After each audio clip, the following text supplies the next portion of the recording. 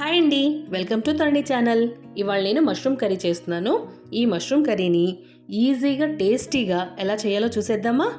బాండీ హీట్ అయిన తర్వాత 2 to 3 టేబుల్ స్పూన్స్ ఆయిల్ వేసుకోవాలి. ఆయిల్ కొంచెం హీట్ అయిన తర్వాత హోల్ గరం మసాలా వేసుకోవాలి. 2 ఇంచెస్ దాల్చిని, 2 ఇలాచి, 4 లవంగాలు. ఇవి కొంచెం వేగిన తర్వాత సన్నగా కట్ చేసుకున్న ఉల్లిపాయ ముక్కలు వేసుకోవాలి. ఇవి లైట్ గోల్డెన్ బ్రౌన్ కలర్ వచ్చేంత వరకు వేయించుకోవాలి. నేను 2 పెద్ద సైజ్ ఆనియన్స్ తీసుకున్నాను. ఆనియన్స్ కొంచెం ఫ్రై అయిన తర్వాత 1/2 tablespoon ginger garlic paste, ఒక 2 పచ్చిమిరపకాయలు ఇలా కట్ చేసి వేసుకోవాలి. మీ ఇష్టం అండి, పచ్చిమిరపకాయలు వేసుకుంటే వేసుకోవచ్చు, లేకపోతే లేదు. ఒక 1/2 table spoon salt, 1/2 table spoon పసుపు వేసి అంతా కలిసేలా కలుపుకోవాలి.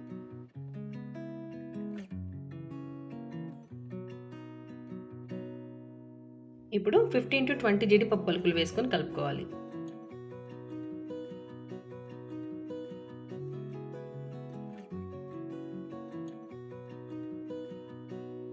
ఇప్పుడు ఒక 1/2 టీ గ్లాస్ వాటర్ పోసి బాగా కలిపి మూత పెట్టేసి ఒక 5 మినిట్స్ ఉడకనివ్వాలి.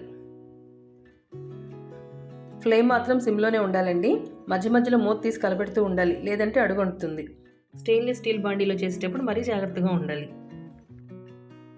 చూడండి, 5 to 6 మినిట్స్ తర్వాత చక్కగా ఉడికిపోయాయి. మనం పోసిన వాటర్ కూడా ఇంకిపోయాయి, చూసారా. ఇప్పుడు కట్ చేసుకున్న టమాటా ముక్కలను వేసుకోవాలి. నేను మీడియం సైజ్ టమాటాలు 4 తీసుకున్నాను.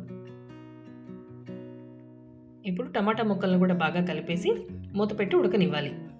మధ్య మధ్యలో తప్పనిసరిగా మూత తీసి కలపెడుతూ ఉండాలి, ఆ విషయం మర్చిపోవద్దు.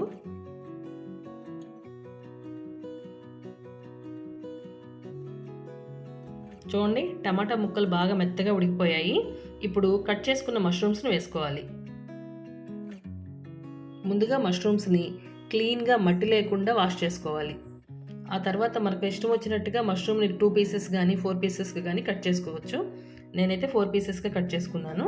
కొంచెం పెద్ద పెద్దగా ఉండాలి పీసెస్ అనుకునేపట్టయితే 2 పీసెస్ కట్ చేసుకోవచ్చు.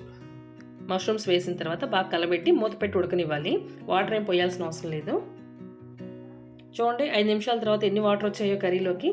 మష్రూమ్స్లో చాలా వాటర్ ఉంటాయి, ఉడికేటప్పటికి వాటర్ వచ్చేస్తాయి అన్నమాట. అందుకే వాటర్ పోయాల్సిన అవసరం లేదని చెప్పాను. ఇప్పుడు మీ టేస్ట్కి తగ్గట్టుగా కారం వేసుకోవాలి. నేనైతే ఒక 1/2 టేబుల్ స్పూన్ వేసాను, ఎందుకంటే ఇందాక పచ్చిమిరపకాయలు కూడా వేసాం మనం. 1/2 టేబుల్ స్పూన్ ధనియాల పొడి, ఒక 1/2 టేబుల్ స్పూన్ సాల్ట్ వేస్తున్నాను. ఎందుకంటే ఫస్ట్లో మనం ఆనియన్స్ ఉడికించేటప్పుడు కూడా 1/2 టేబుల్ స్పూన్ సాల్ట్ వేసుకున్నాం. సో సాల్ట్ విషయంలో కాస్త జాగ్రత్తగా చూసి వేసుకోండి. తక్కువైనా పర్వాలేదు, మళ్ళీ వేసుకోవచ్చు. ఎక్కువైతేనే కష్టం. ఇవన్నీ వేసి ఒకసారి కలిపిన తర్వాత 1 టీ గ్లాస్ వాటర్ పోసి బాగా కలబెట్టిన తర్వాత మూత పెట్టేసి 3 మినిట్స్ ఉడకనివ్వాలి.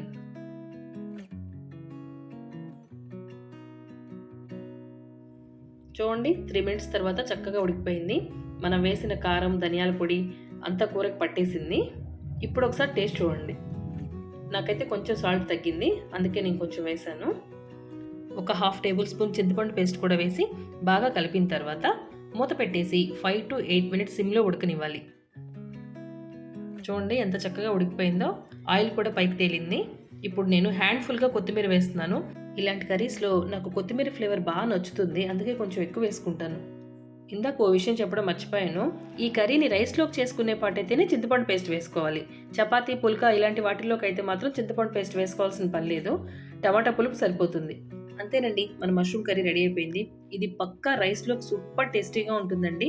అలానే చపాతీల్లో బాగుంటుందని కాదు, అందులో కూడా బాగుంటుంది. మీరు కూడా ఈ రెసిపీని తప్పకుండా ట్రై చేయండి. ఈ రెసిపీ కనుక మీకు నచ్చినట్లయితే like, share and subscribe to Tharani channel.